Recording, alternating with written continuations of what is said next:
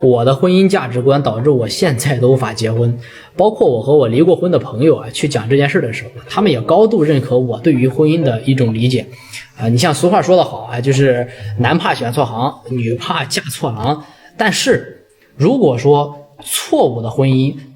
他付出的代價可不僅僅是就是男女之間他双方短短幾年的光陰就可以过去了，他过不去。人要是選錯了，就是你的另一半，无論男女，那么你后半輩子的余生，你走的每一步可能都是錯的。那今天咱不爭不搶咱就去講講這件事。我單純的分享一下我自己的這個觀點。就首先要確認的一點就是這件事包括婚姻的價值觀這件事，它沒有絕對的对，也沒有絕对的錯，就沒有对錯之分，你怎麼理解它都是对的，它沒有錯這麼一說。那我是怎麼我的評判是什麼呢？我的評判就是你像在婚姻裡面，我就必須要遵守一點，就是把錢放在第一位你可能听着很俗，对吧？当然我說的這個把錢放到第一位，並不是說讓你去鑽進這個錢眼裡去找一些大富豪，或者說讓你去找富婆，它不是這樣的，不是這樣，而是要找一個就是價值觀高度匹配的跟你在一起的這種的合夥人。如果說你想要你的婚姻就是在以後的生活裡面，你的婚姻会過得非常的好，那麼这個婚姻的本質呢，你就可以理解為你兩口子在經營一家就是企業有限公司，那衣食住行柴米油鹽，你會發現這些都是你這個婚姻當中的經營成本，對吧？你會發現大部分的人那些滿腦子都是友情愛情，或者說是那些飲水飽的人，對吧？在婚姻裡面呢，他們過得怎麼樣，对吧？最後呢，大多数都是被一張白紙上面寫着賬單2個字被打回了原形到這兒你可能會說了正所謂夫妻貧賤夫妻百事哀，你甭管這句話在這個原鎮的就是這個詩歌歌頌裡面他對於這個愛情多麼偉大，講得多麼偉大，但是你放到現代的這個語境裡，它就是讓你的婚姻落下一個不幸的婚姻的一個頭號的罪犯，真的是這樣你看你的省吃儉用都是為了給你這個未來的生活的婚姻裡邊的風險去兜底，那他呢揮霍無度，只是為了眼前的這個過度的虛榮，這種的觀念它本質上就是一個不兼容的觀點，你兼容不了，你們婚後花的每一分錢就都會變成一個射向對方的一個子彈，真的是這樣。所以呢，我為什麼說就是我很難結婚呢，也其實就是這個原因，就是當你自身的維度達到一個更高的維度之後你就根本不會單純的考慮對方的長相或者說他的身材怎麼樣，你根本就不會考慮這些。當你見了一個人之後，你會不自主的你就會考察一下打聽一下，問一問另一半有沒有基礎的這個財務防禦的一個意識，有沒有這個關於這個財務方面的知識，就一定要提前就是把錢這件事就說清楚，工資怎麼存存款怎麼弄，对吧？開銷怎麼分父母怎麼養如果連這些就是基礎的這些觀點都談不攏的，你還頭鐵非得要跟對方去結婚的，那你未來大概率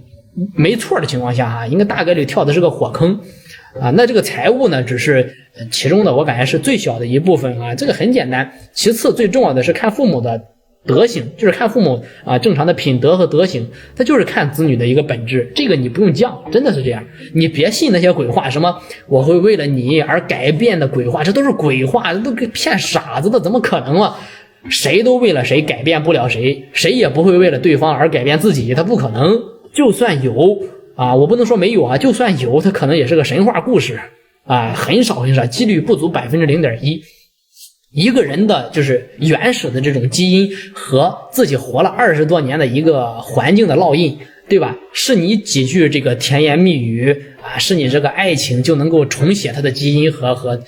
這個原本的性格的嗎？優秀的父母你記住，他不一定會教育出這個優秀的孩子來，但是呢，奇葩的父母大概率會養出一個性格殘缺的孩子真的是這樣。戀愛的時候呢，就是比誰都會演戲，演的比誰都像，都可以當演員對方會藏起他的獠牙，順着你的脾氣，順着你的性格，對吧？但是原生家庭的這個底色藏不住的這個怎麼藏？早晚有一天你会暴露的。你像孔子家語裡面有一句極為透徹的一句话是這樣講的，就是與不善人居，如鮑魚之肆，也就是如入鮑魚之肆，就是久而不聞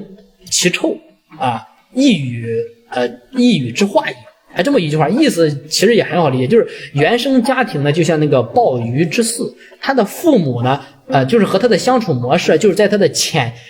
意識里边就潛移默化，就是他婚後的一個生活，真的是這樣。如果说你看，如果说他的父親是一个总喜歡用暴躁的脾氣去壓制住自己的家人，那麼他的母親呢，習慣性用抱怨去索取對方的情緒價值，你憑什麼覺得他能夠在這種的生活環境裡邊出淤泥而不染呢？你憑什麼這樣認為呢？婚姻它是兩個家族深度的一個博弈，如果說對方的父母連最基礎的這個人情世故他都拎不清，那你考慮考慮，那這個人未來可能非常大概率他是在你身邊會爆雷的。那麼他一旦爆雷之後呢，你考慮考慮，對吧？那你往後的幾十年、十幾年、幾十年的生活，那掏空自己去填補一個千瘡百孔的一個原生家庭，那麼你呢，你就是最難受的呀，對吧？其實最重要的就是絕對不是，就是最重要的，我感覺絕對不要跟一個認知層次極低的人去結婚，去湊一個婚姻。毀掉一個人最快的方式就是跟一個認知低的人而且很犟的人去綁定他的一生。這句話大家應該都聽過哈。如果你非常的不信邪，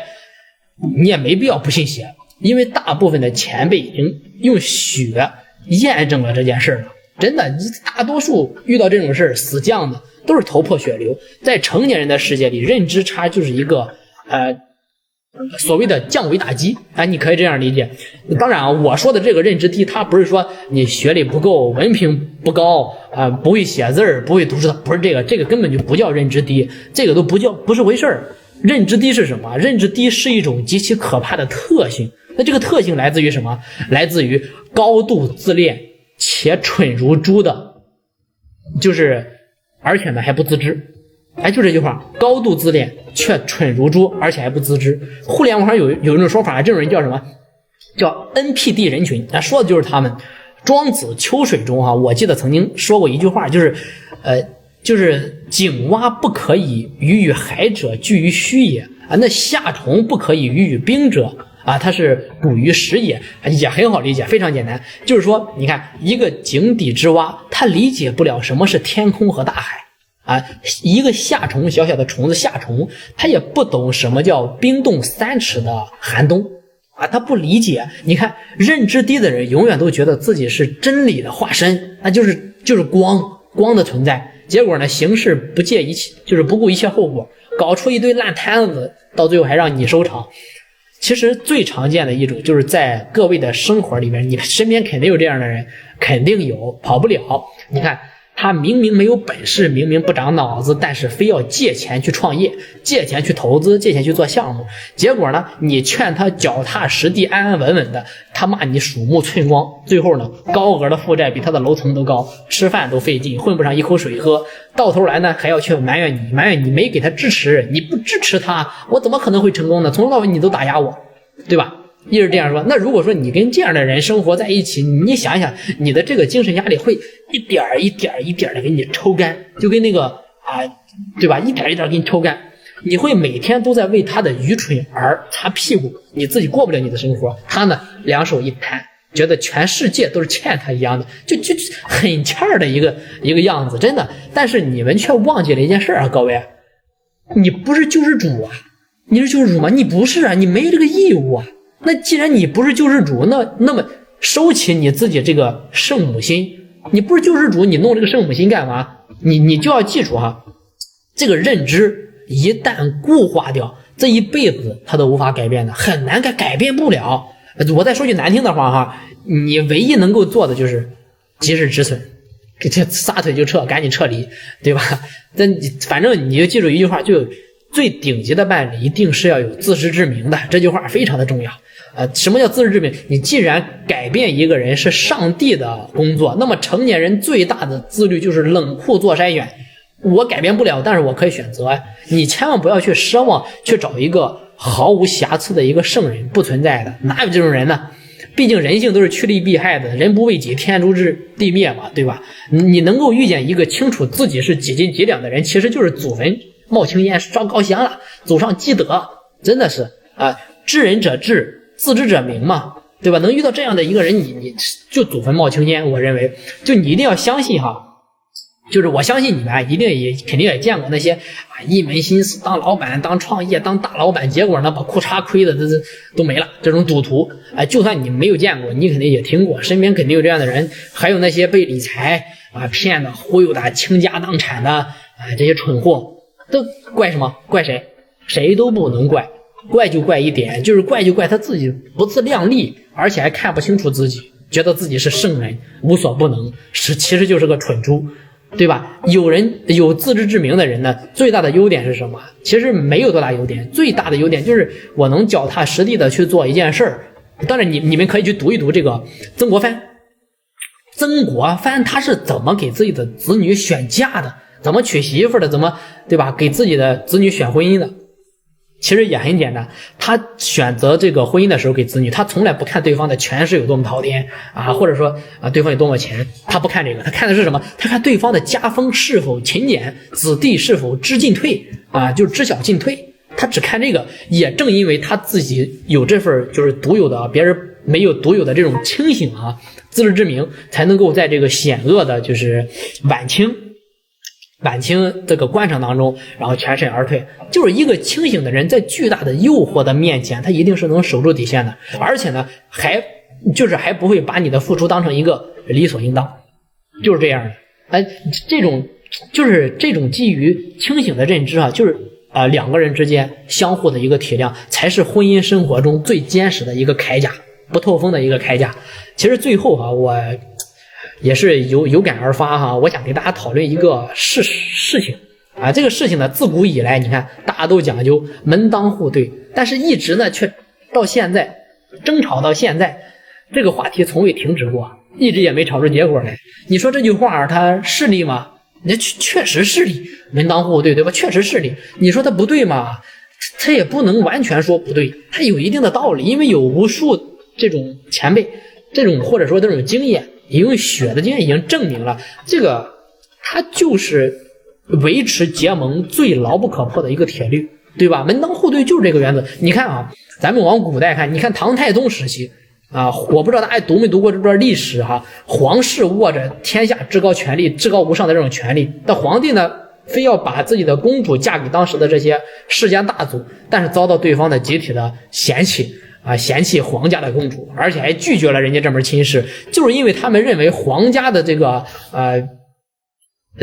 血脈就是配不上自家的這個門第就這一件事。其實這段歷史很簡單，但是也赤裸裸的反映了一件現實也和一個真相，就是門當戶對，它不僅僅只是財力和權勢滔天的一個對等，更是他們這幾代人的老前輩沉澱下來的一個眼界，還有手腕和行事的一個邏輯，還有風格等等的這一方面的一個对等。那下嫁就是扶贫，扶貧到最後，对方不僅不感激你，不仅不對你感恩戴德，反而呢，因為自己的自卑对你百般的挑剔，这件事是最難讓人接受的一個事。那你看高攀呢，對吧？高攀就是仰人鼻息高攀者仰人鼻息，你拿你自己僅有的一點點僅有的一個尊嚴去換取一點殘羹冷炙每一步走的你都是如履薄冰，走的都是對吧？不看別人的熱臉貼別人的冷屁股，好像只有雙方都處於同一個階層，有同樣的資源和心智，同屬於一條線的時候同屬於一個水平線，起碼你的上下台階不能超出2層的台階，你們就是才能看懂彼此的一個野心，也能夠穩穩的去接住對方的一個疲憊。其實大多數的人聽到我說這句話的時候，你就會說，婚姻不該像你說的這樣如此的刻薄、冷酸，或者說這種冷冰。那照你這樣說，簡直就是一場無趣味的精密的一個計算。那請大家你仔細的去考慮我說的這件事，它必須是一個計算，它不能不是計算，它就是一個計算。因為只有當你用這個無情的邏輯去完成這一場冷酷的篩選之後，你才有資格在餘生漫長的岁月裡邊去享受你未來帶給你前所未有的感覺的這個幸福。你看，我們去谈錢，我们去谈这个原生家庭，我们去谈这个認知的邊界，絕對不是因為我們自身的貪婪，一定不是這樣的。人性本貪，不是因為這些事情你才能夠貪婪，而是因為我們想在這個操蛋的世界裡面給我們自己的尊嚴，給我們的孩子，給我們的家人提供一個堅不可摧的一個支撐點。那麼婚姻從來它不是逃避現實的一個避風港，這個大家一定要知道，更不是劫富濟貧的開了一個慈善機構，一定不是這樣，這樣非常的痛苦。它是兩個心智非常成熟的成年人簽了一個協議，這個協議叫做終身互助的一個契約，這就叫一個協議。那只有你真正看透了這個婚姻的本質你才能夠就是躲開這個感情的一個修羅場和一個角鬥場，然後帶着你自己的親人就是你親人身邊的這些祝福在婚姻裡邊走過了這個婚姻，與另一半才能夠過得自在，並且呢非常通透，婚姻也過得非常的幸福。但是各位有利也有弊，因為我現在就很難受，就是因為當你的維度上升到我之前所說的這個境界之後，你就會發現你很難找對象，你的標準很高，你找不到對象。但是呢，那你的維度可能沒有上升到我所說的這個維度這個境界呢，那你可能就會無情的罵我，真的評論區可能都罵我。但是不管怎麼樣大家可以隨意在評論區說一說你們對於這方面的想法或者看法。評論區的每一個評論我都一定會挨個的看完，我也要解決我的困惑不管怎麼樣，陌生人祝你越來越好。